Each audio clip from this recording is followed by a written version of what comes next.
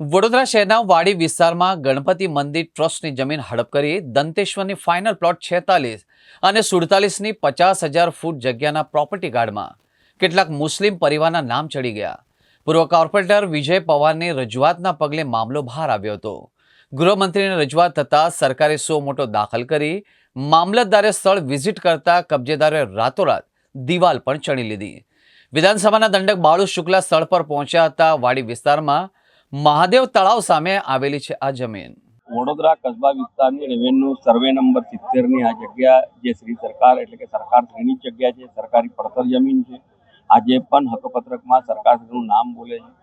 આ જમીનમાં જે તે વખતે ગણોતિયાઓના નામો દાખલ કરવામાં આવ્યા અને ત્યારબાદ કેટલાક તત્વો દ્વારા પોતાના નામોના દાખલ કરવાની જ્યારે વાત થઈ અને આ વિસ્તારના અમારા ભારતીય જનતા પાર્ટીના નેતા અને પૂર્વ કાઉન્સિલર વિજયભાઈ પવારને આ વિષયની માહિતી મળતા તેઓ જ્યારે અમારું ધ્યાન દોર્યું, તરત જ અમે રાજ્યના ગૃહમંત્રી શ્રી અને વડોદરાના પ્રભારી મંત્રી શ્રી માનનીય હર્ષભાઈ સંઘવી સાહેબને આખી વિગતથી વાકેફ કર્યા બાદ તેઓએ કલેક્ટરશ્રી અને કમિશનરશ્રીને સીધી સૂચના આપી। સરકારશ્રી પોતે સુઓ મોટો દાખલ કર્યો અને રેકોર્ડ ટાઈમમાં તમામ કાર્યવાહી કરીને સરકારે એટલે કે કલેક્ટરશ્રી દ્વારા જે પણ નામો દાખલ થયા હતા તમામ નામો કબી કરવામાં આવ્યા છે અને આગામી દિવસોમાં સંબંધિતો પર કાયદેસરના પગલાં લેવામાં આવશે। અસાનધારાનો વિષય આખો અલગ જ છે અને આમાં બી અસાનધારા પ્રમાણે કેસ તો બની જ જશે।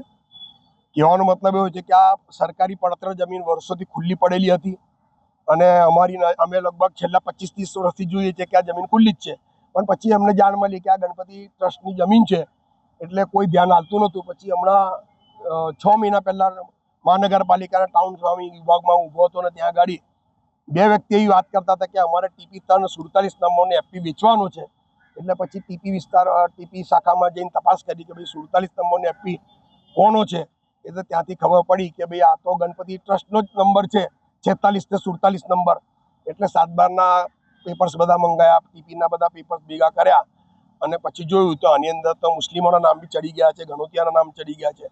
એટલે પછી મેં કલેક્ટરશ્રીને લેખિતમાં જાણ કરી, મ્યુનિસિપલ કમિશનરને લેખિતમાં જાણ કરી, આપણા આદરણીય મુખ્યમંત્રીશ્રીને લેખિતમાં જાણ કરી, હોમ મિનિસ્ટરને લેખિતમાં જાણ કરી અને પછી અમારા રાવપુરા વિધાનસભાના ધારાસભ્ય આપણે બાળુભાઈ શુક્લા સાહેબને મેં ટેલિફોનિક વાત કરી, સત્ર ચાલતું હોવાથી એટલે એમણે બીજે દિવસે મને ત્યાં બોલાવ્યો ગાંધીનગર અને હોમ મિનિસ્ટર સાહેબ જે અમારા વડોદરા શહેરના પ્રભારી મંત્રી પણ છે એમની જોડે પર્સનલ બેઠક કરાવી, બધા પેપર્સ ચકાસ્યા અને ત્યાંથી જ કલેક્ટર સાહેબને ફોન કર્યો અને કમિશનર સાહેબને ફોન કર્યો। પછી બીજે દિવસે પાછા કમિશનરના માણસોને, ટાઉન પ્લાનિંગ વિભાગના માણસોને બી તે બોલાયા અને બધા પેપર્સ તપાસ્યા। પછી આદેશ આપવામાં આવ્યો કે આની કાયદેસર પગલાં ભરો।